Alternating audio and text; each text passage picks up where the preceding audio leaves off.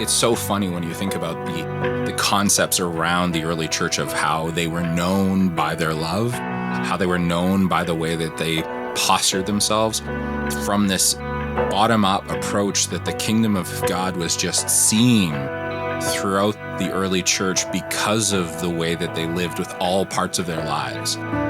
You knew that they were Christians and you wanted to be with them. You knew what it was like to be loved by them, and that posture that they provided as an example to the world changed culture. What if kindness isn't a moment, but a rhythm?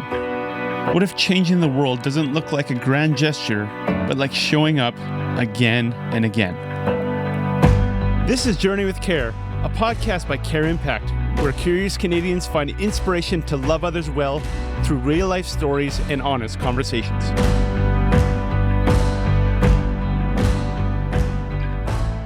A few years ago for my 40th birthday, my wife organized a GoFundMe so that I can finally get my dream acoustic guitar.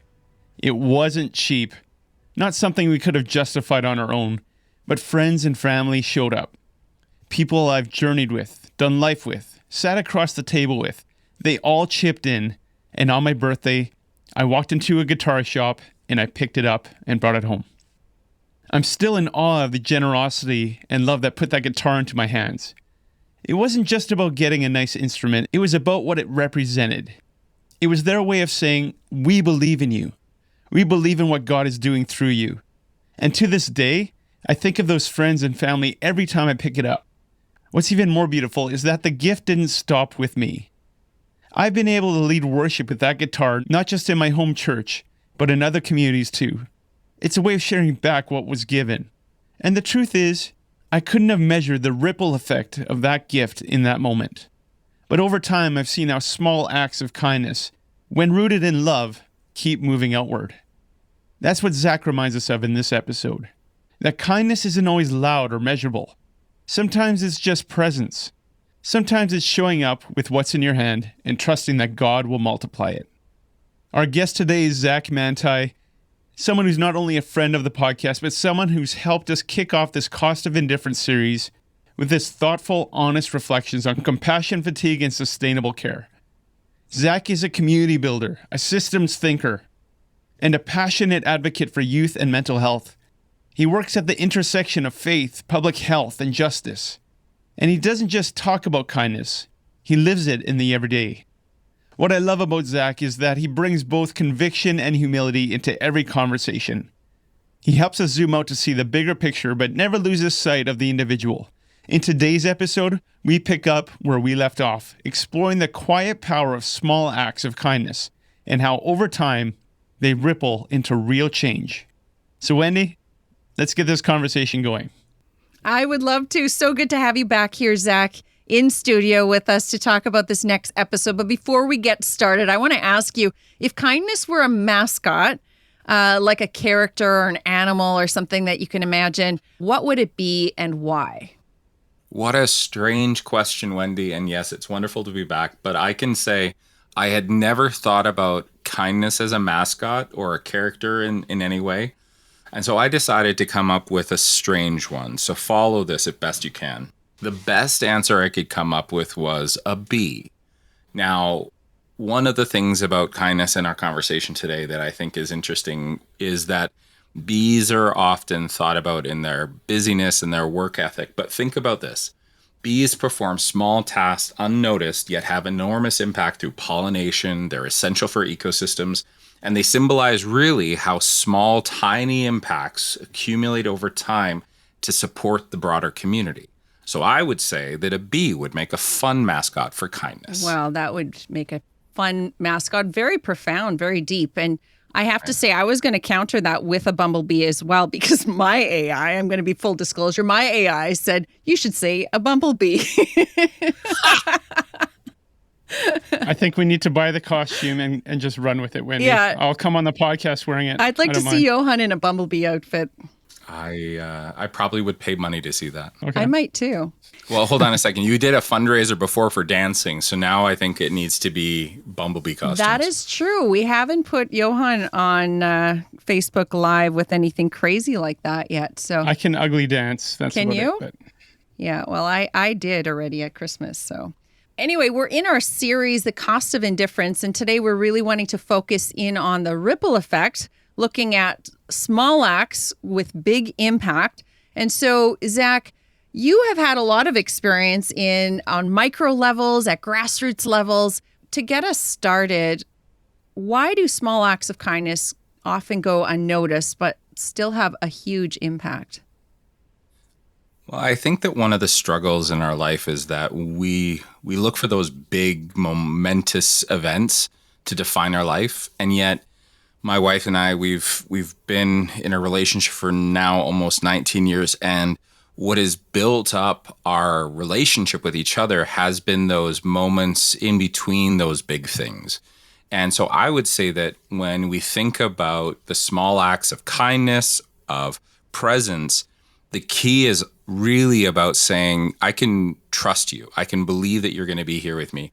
And that creates a building of momentum in a relationship, like a flywheel that says, hey, I know I can trust you with the big things because I trusted you with the small things and you followed through. And so those small pieces of just kindness and presence, they significantly change the way that you feel, whether it's feeling seen or even just feeling like you are allowed to be who you are supposed to be. And I think that that's an intentional shift away from a selfish, more navel gazing, as my mother used to call it, mindset of the world. Yeah, no, that's really good. And so what you're saying is that kindness isn't really like an event. We're doing kindness. We're doing an act of kindness. It's more of a posture or a habit that we have. And it's like drop by drop that you build trust. And particularly when we're talking about caring for community, particularly journeying with those going through difficulty who have had a lot of trust broken with them. There's a lot of traumatic stories that have gone on in their lives, that building trust doesn't happen over one bouncy castle event. It happens over 1,000 cups of coffee, doesn't it? And so that is an important thing that we can often undervalue. And yet, why do we keep gravitating towards bigger acts that are a little bit more tangible or more event-like? So in a lot of the work I do, we are looking for KPIs, key performing indicators. And the easier thing would be to say, how many times has that big thing happened? If I had to count every single time I said something kind to my spouse or my kids where it's a part of my everyday, it's really hard to do. Imagine walking through the day having one of those clickers that the staff used to use going into Costco, where it's like click, click, click all the day long. It's a lot easier to say, how many times did I go and do that big grandiose overture of my love for this person? But I think when we really do think who matters most, it's not about the big things. It's about that long-term posture that you're describing. And I think if we do think about it through the lens of that, whether it's in our churches or in our community groups or just in our neighborhoods, the people that we truly can rely on are the ones that have been there through a lot of those things, and not just the ones that show up like no offense to our politician friends, the politicians looking for the photo op. That's not the kind of person that I really feel like I can rely on. I think it's easy in our Canadian society to almost see acts of kindness or being kind as a bit transactional. And I think it creeps into our relationships just like it creeps into the shopping malls. When I pay $1, I want to get something back at Dollarama of value. When I am kind, I want reciprocated kindness and gratitude for what I have, whatever that transaction looks like, even towards people that may not have anything monetary of value to give back to what I'm doing. There's a bit of that mentality of, I scratch your back, you scratch mine, creeping in to how we care for others. And yet we have to like break away from that transaction. I'm reminded in Luke 16, I think verse 10, it says, whoever is faithful in very little is also faithful in much. It's those little things, those unseen things where we're not expecting gratitude, we're not expecting recognition. That's what forms the character of an individual. 100% agree. And I think back to your question on why we gravitate to those bigger ones, it's really great to feel like I gave you something and you gave me something if it's a big deal. If it was just those little grains of rice, one after another, it doesn't matter. But when I go back to my callbacks, bees require significant amounts of pollination to create the fruit that we need. They don't just do it once and everything's done. They have to keep going back to the flowers, and they keep going back and building honey, and keep on going back to the flowers and keep on building honey. And they do this over and over and over again to create that beautiful harvest that we have at the end of the season. But if they only went once and said, I did my thing waiting for the food, the apple would never grow. And I think this is what's really difficult about our transactional world. Capitalism, it's toxic. That's at the end of the day, this is what it is. When it weaves its toxic fingers into the fabric of our society, every single thing we see needs to be worth it to me. Now, a friend of mine used to argue with me often about even our faith, where you submit to Jesus so that you can get to heaven. You submit to his authority, not because it's what's best for you and the people around you, not because that's what was always intended, but because it gets you out of hell. And I think that kind of transactionalization in the church, it just breeds a sense of, I did my task checkbox. I can do that. When it's pay it forward or something like that, it turns it into a rat race rather than a sense of, I actually do get something out of this, but it's because we succeed.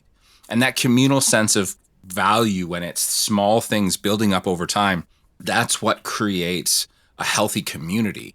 That's what creates a sense of belonging, where our value submitting to each other, supporting each other, lifting each other up over and over and over again.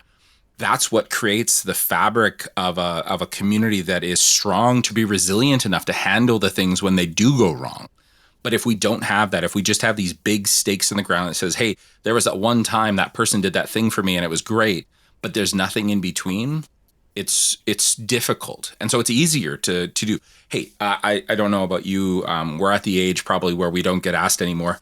But that person that would show up to help you move into your new house, out of an old one into a new one, how often do they show up for coffee, like you talked about? Those hundreds of coffee cups versus just they showed up at these big events. Weddings and funerals. We're at that stage of life where it's starting to become more funerals than weddings. But if you're not a part of my day-to-day, can I really rely on you? Can I really trust in you? And so thinking about it through that lens, you have to shift it away from, this is what's best for us. I am selfishly saying community work and the things I do in this are going to benefit my family. They're going to benefit my community. They're going to benefit my neighborhood. But the difference would be, would I do it even if it didn't today? We talk sometimes about that 100-year vision, right? That's right. And yet we live in such an instant world. We want to see results now, and we're conditioned to see results now. It reminds me of, Zach, that we run the Care Portal, and it's a care sharing technology that connects churches to real needs in their community, because this need has been made known by the community member with their social worker, or you have it working at front lines. And it becomes known to the church that, hey, can you help with these acts of kindness? Now, you might ask, will a pack of diapers, because they really have nothing, and maybe a mattress to keep them off the floor, are those acts of kindness actually doing any greater good? Or where is the evangelism? Where is the big goal, the fire insurance, if you will, for these people that are in crisis? When can we share the real good news? And there's a tension there. I see the heart and the intention for the best interest of our community. But if somebody simply doesn't let their left hand know what their right hand is doing and vice versa, and they give that pack of diapers out of obedience, out of just kindness, out of their heart to that young mom so that they can be on their way for reunification, is that person simply giving clean diapers to a baby to waddle into hell? Or is there a greater story here that isn't just about fire insurance, that acts of kindness that we actually don't need to know the outcomes of every single person? In fact, these people that we share kindness with, these small acts of kindness, perhaps they have so much more intrinsic value to give to us if we just sit down and listen. Yes. And while I'll challenge you on this, even in that moment, there's still a sense of what's the transactional value, because they're going to provide value even though I don't recognize it. I think that we need to remember this. When we come back to Jesus and say, when did we see you hungry or thirsty and give you food and something to drink? When did we see you with no place to stay and invite you in? When did we see blah, blah, blah? Guess what? Even in those moments, the faithfulness was asked of us. The question is, did we do it? Whether it was ever going to come back to us or not. Because what we do to the least of these, we do to God.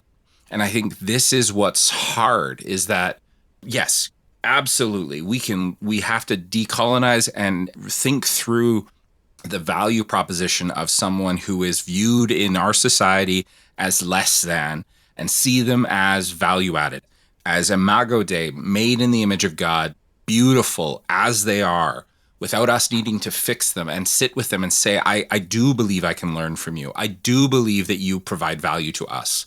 And yet, to those that would still feel like they're a drag on society, they're not helpful, they're harming us, guess what? How we treat them when they can literally give us nothing is still a reflection of how we see God. And I think this is what's so difficult, because those are the things that are every single minutia, those grains of sand that we see and we're like, it doesn't matter. But it builds up and it speaks to who we are. Yeah, I couldn't agree more with that. And the whole idea, it's not on, if I do this, they will become more productive then, or if I do this, they will get a hand up then.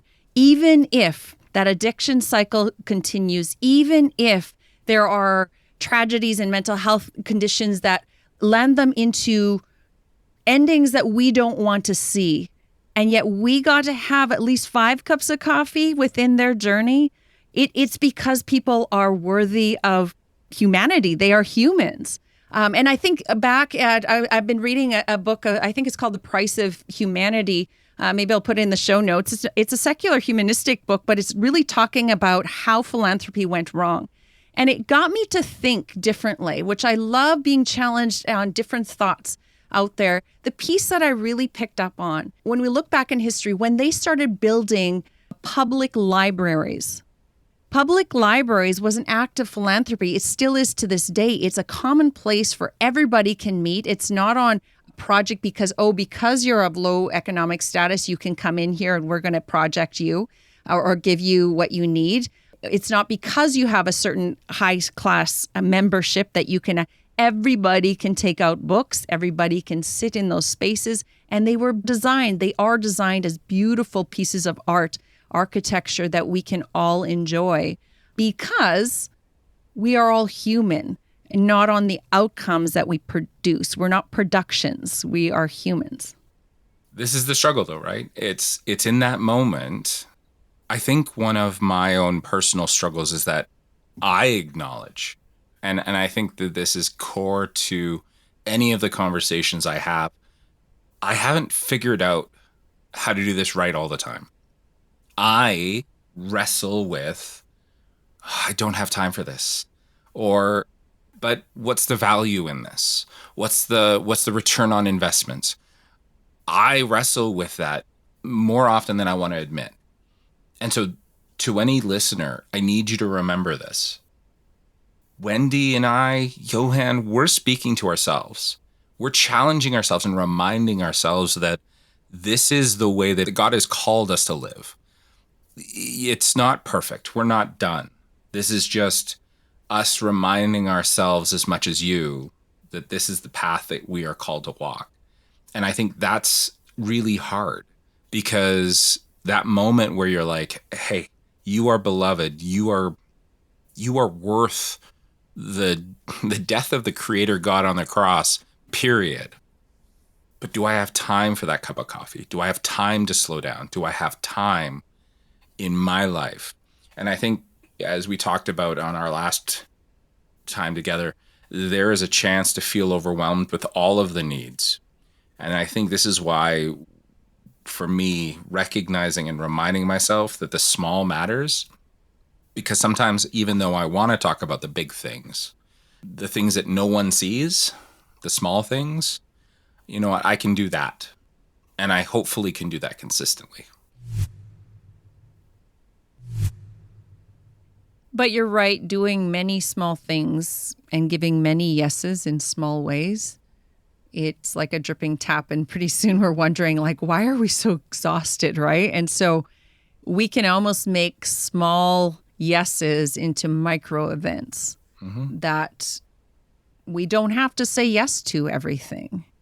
And I think that's why Jesus gets away from the crowds, not because of he was tired of people touching the hem of his cloak or doing miracles, but I feel like he needed to get away to get back to that bigger picture. God, center me to your purposes. I want to get away with you. I want to remember who it is that you've called me to be and what my place in this to be. Because you're so right. We can also get into that, like, where we have to be little Jesuses to everything. And we have to be little kindness Karens. That's the wrong word, but we have to do kindness to everybody and just be nice and get maybe nothing done.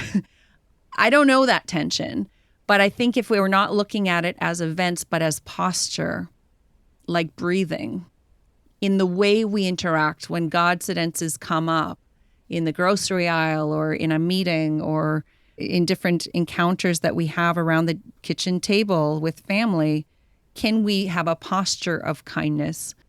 And what could that do if we all assume that posture?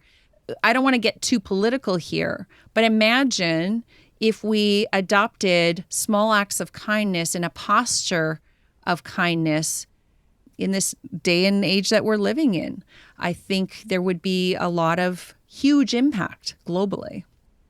Agreed. And this is where it becomes a challenge to say we need to change what we measure. We need to change the value of those things and really lean into that posture mentality of this is just the way that we are called to live.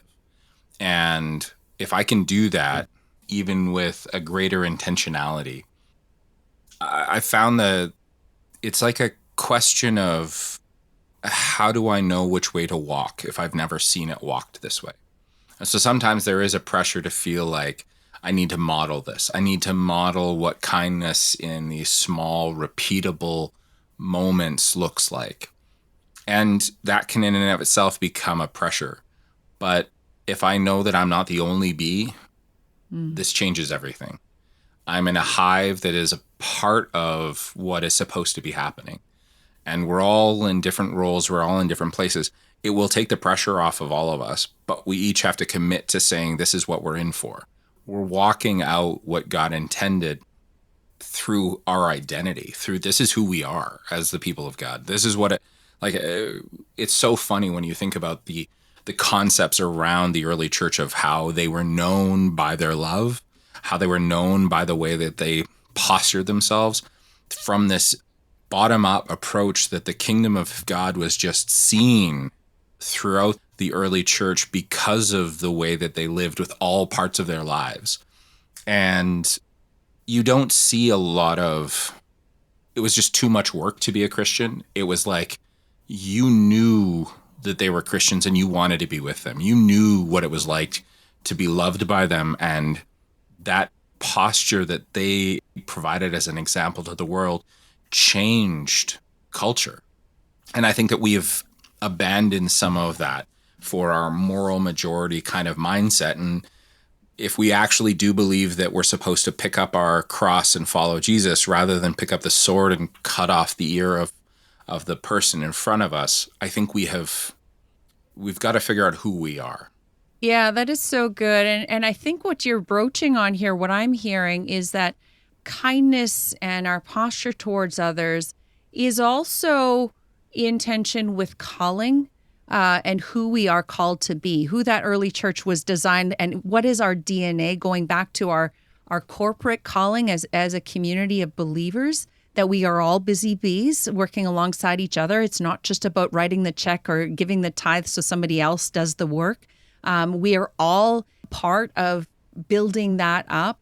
But then also there's personal awareness, I think, that needs to happen, because if we're not self-aware, if we don't understand how God has created, I'm not saying like we perfectly understand, there's no test to do that, but we can have clues as to how God has called us and how we are wired, and to lean into those things that God has created us for. It also makes it more purposeful in those small acts, because I think there we can try to be multi-purpose busy bees rather than maybe directional small acts of kindness bees, if that makes sense. Or we can also be just kind in the cheap seats, but not really get in the game, not really get into the trenches that God has called you to speak before authorities, or God has called you to develop this organization, or God has called you to start this nonprofit, or have a soup and pie. Whatever it is that God has wired you, that it's also intention of like, is this aligned to my calling? It doesn't mean I don't bake cookies. Well, it probably does, because I don't like baking cookies. I know how, but just don't ask me to bake cookies. I'll go buy them from the store. It doesn't mean, though, that I have a objection towards kindness and helping out where I can. But I'm going to probably say yes to posturing my kindness into areas where I can shine the best. I don't know if that makes sense to you, but I'm just processing. No, it absolutely does.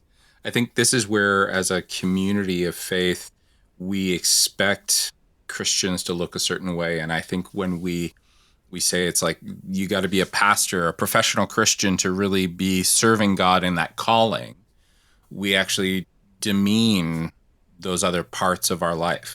If you're an amazing baker, all the props to you. But Wendy, if that's not who you are, that's okay. And yet the question then becomes, how best do you show that kindness? How best do you image God in the spaces and the places that you have been given opportunity in? And then exploring that and being okay with it being a journey, because I think that that's the value proposition. It's not a fixed point. It's not a I've arrived. It's a posture and a journey and a path that is not always linear. And it puts us in a position of saying, hey, I see value in each of these pieces. Like Jesus talks about this. We're a body, and if we're a body with different body parts, that's okay. Lean into that, but then lean into it not in a way that says, I don't have to care. I never have to bake cookies because I'm not a baker. That's just not my thing. That's harmful. That's selfish. That's not actually saying I'm willing to be a blessing in the way that is needed in front of me. But when I have a choice of baking or setting up chairs or whatever it might be, lean into it. And that's okay, but do it for God's glory. Do it to bring hope to this world. Do it so that those that are in front of you know that they are beloved by the Creator God. And if you do that with whatever is in your hand, be the best bee you can be. Yeah. And be the person that could take the mic, but also the next moment clean the toilet when nobody's watching. Correct. Right? We do what we need to do in a posture of humility and service. And I would also say, though, that as we do good and small acts of kindness, I don't know about you, but for myself, that's when I've learned about myself. I didn't know what would cause me to become alive until, and that's not why I do it, but it just something awakens, or the way people respond, or the way those opportunities keep resurfacing. You don't know until you try. And sometimes we do need to have the courage to do it anyway, even when we might be fearful, even when we feel insignificant, or even when we don't know if there's going to be a good result, but we do it anyway. And then often the impossible can happen when we all have that posture. Agreed. And I think that's the beauty of this exploration, because it stops it from being prescriptive. It stops me from being able to say, this is just the way it's got to be and do it that way, and then God will be happy. It requires participation, and it requires you to say, what does it look like in my space? What does it look like in that? And being okay with the uncertainty about perfection and saying, but this is Tov, this is good. This is something that I can walk with. Do you have any examples in Calgary or in some of your work projects that you've been doing across the country where small acts of kindness, or when people all share that and embrace that posture of care and compassion, where maybe larger things have resulted, a ripple effect out of those small acts? Well, I'll be honest, a lot of those ripple effects probably haven't yet been seen. And so that's okay. In some of the work I do, it is thinking longer term. It's saying, if we start this posture today, what will it look like for both this generation later on, but also potentially for other generations? One of the projects I'm really lucky to be a part of based here in Calgary is called Planet Youth. And one of the value propositions is that it is what's called an upstream preventative approach to youth mental health and addictions. And as we sit in this space in a couple of communities here in Calgary, one of the things that has to be really emphasized is how sometimes the slow posture of trust building has unintended and potentially far-reaching impacts. I've spent the last 8 months working with a group of youth where we're giving them agency in a world that has often taken that from them. We're giving them the power to make choices and make decisions about who they are and where they're going in a way that validates where they are today and not just what they could do for us later.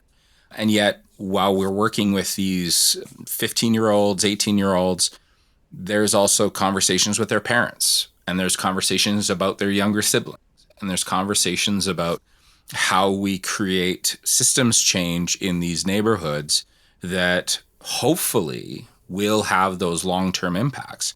And so watching these kids who have, for the first time ever really, felt like they could make decisions about their life and how they interact with each other over the last number of months has actually been a really, I think, insightful thing to feel like this is what we've been working for. And we're seeing it almost a year into it.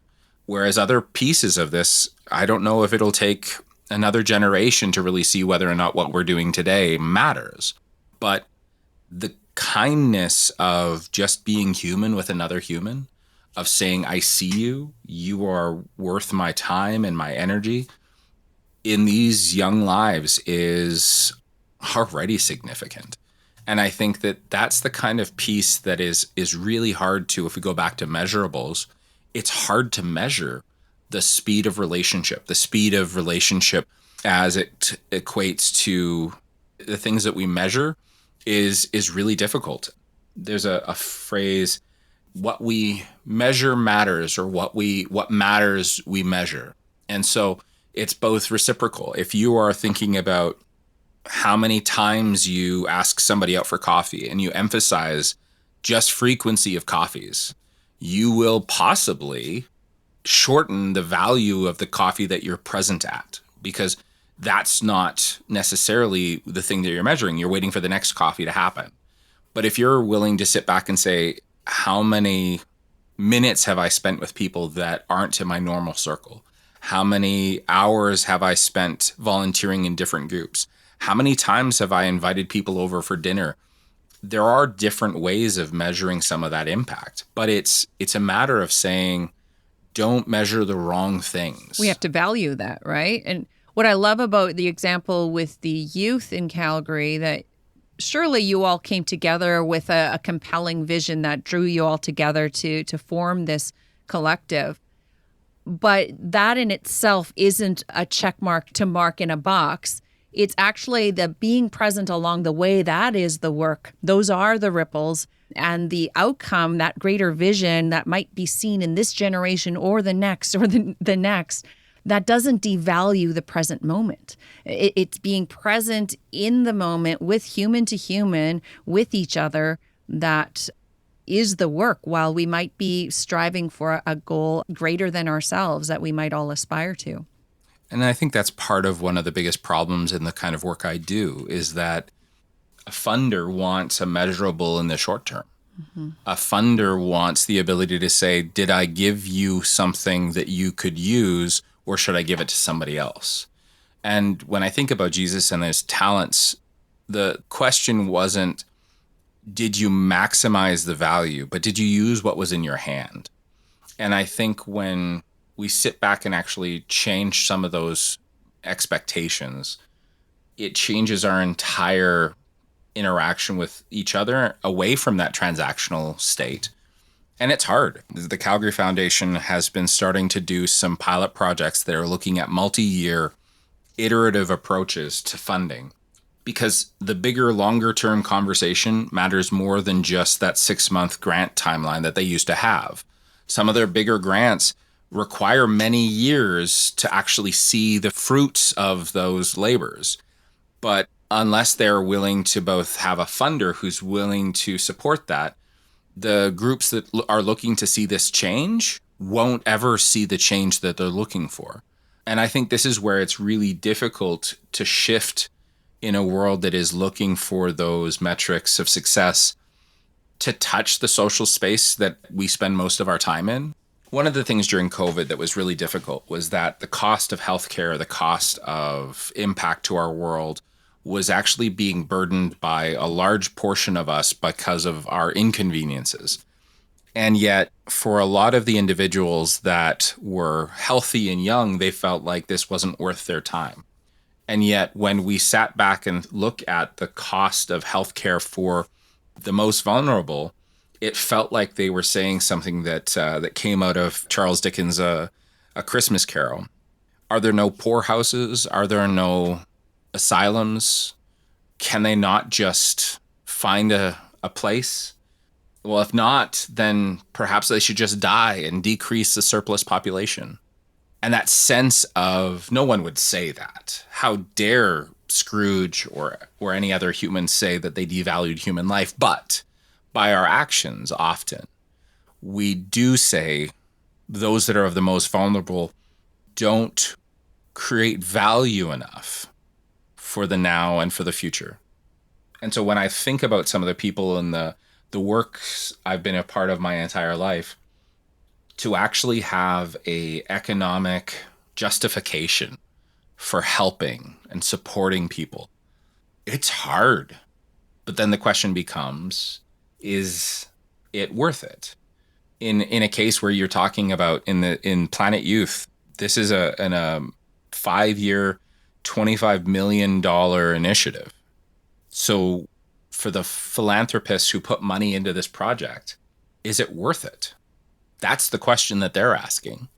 How do I show kindness every day and quantify that and show the value to a funder that says, no, they shouldn't just die and decrease the surplus population.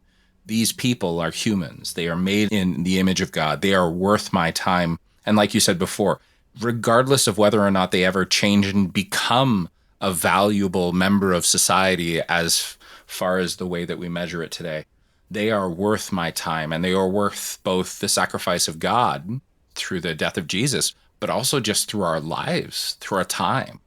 And if that's how we view the world, if that's how we shift this, then the kindness I show every day, that's using the talent that I have in my hand. That's investing it, even if it's not for something that I can quantify easily here on earth. Well, Zach, there's so much more that we can unpack, and I want to encourage our listeners to follow up next Friday, where Johan and I are going to have second thoughts on this. There's so many strings to pull on what you have shared with us today. Thank you so much. Talking about the ripple effect, small acts that create big impact. Before we go, Zach, do you have one listener challenge that we can all put into practice this next week? I think I can. So here's my challenge to you, the listener. This week, intentionally reconnect with a neighbor or acquaintance. Send them a thoughtful message, meet them for coffee, or check in with them personally. Pay attention to someone who might feel overlooked or different from you, and just show them that they are seen. That's beautiful.